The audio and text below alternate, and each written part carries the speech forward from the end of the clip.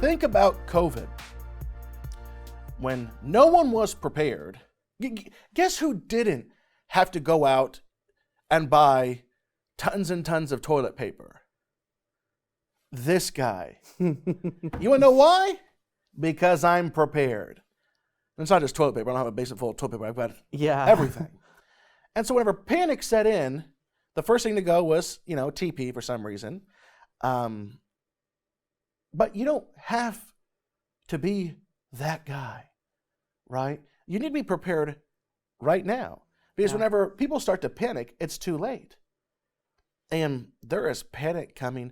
I believe it's important to have things like 20-year shelf life food, have water filtration systems. I believe it's incredibly important to have precious metals, primarily silver, because we're not all millionaires. And by the way, gold is almost at a record high. As we speak, it's $2,031 or $32 an ounce spot. That means whenever you're paying your premiums, you're paying more than that to get your coins minted in the United States. It's far higher than that, actually. Silver is up quite radically. Gold actually its highest it's ever been was 2,070, I think $73 or something like that. So we're almost at a total record right now. And I'll just throw this in here real quick. And I mentioned this on the last show. We're not financial advisors. This isn't financial advice. We got to cover ourselves. Yeah, so don't sue me.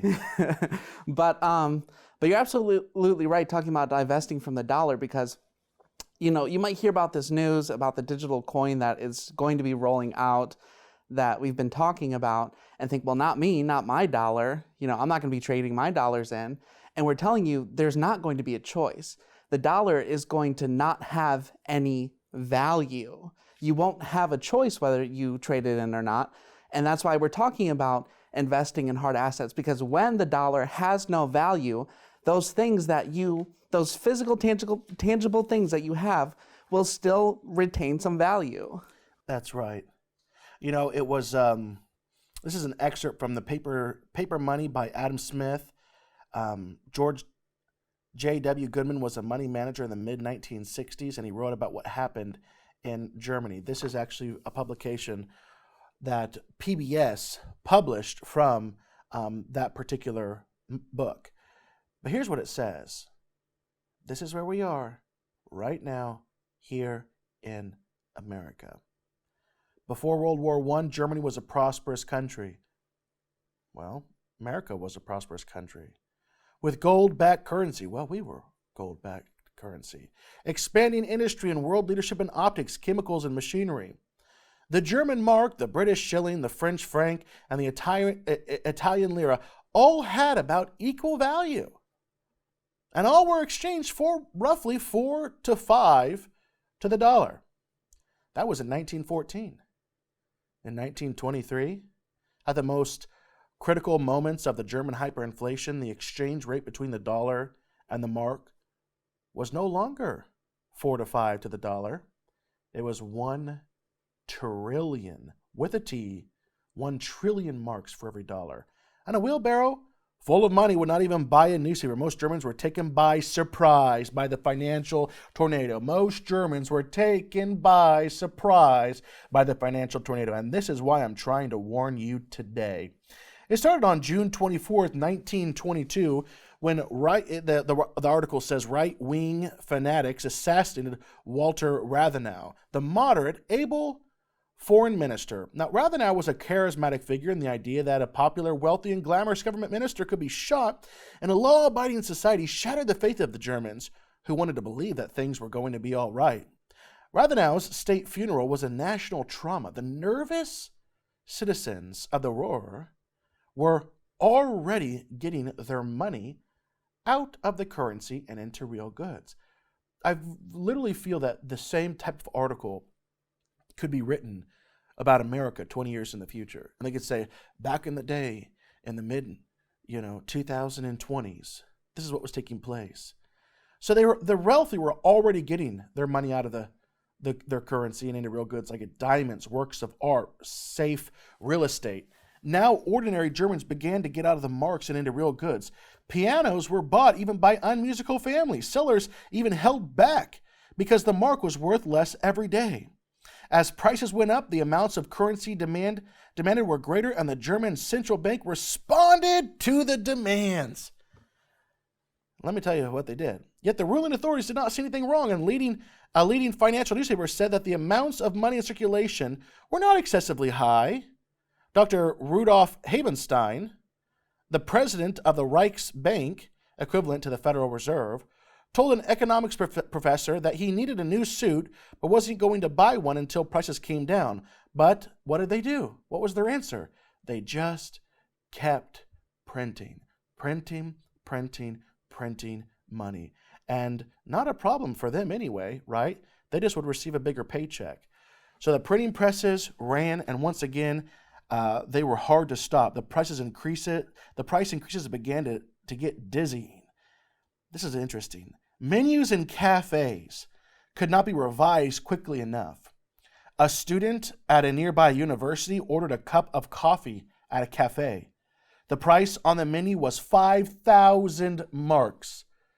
A few years ago, that would have been the equivalent of 1,000, 4 to 5 marks, $1,000 cup of coffee.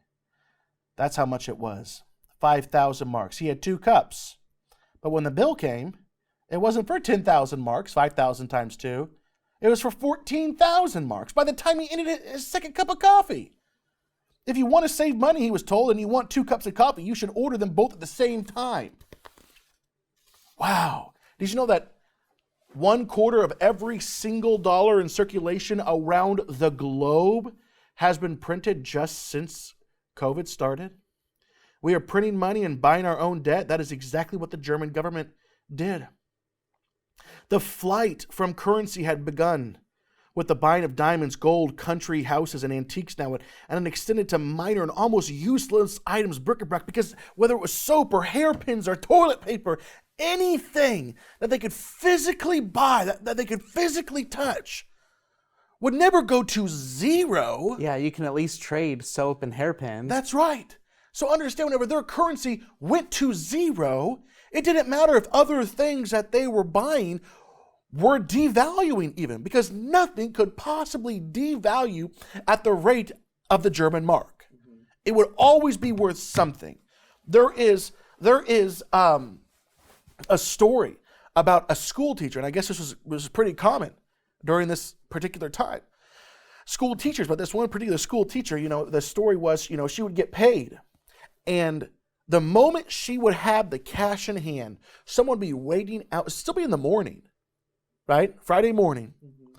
Someone would be waiting outside of that school building.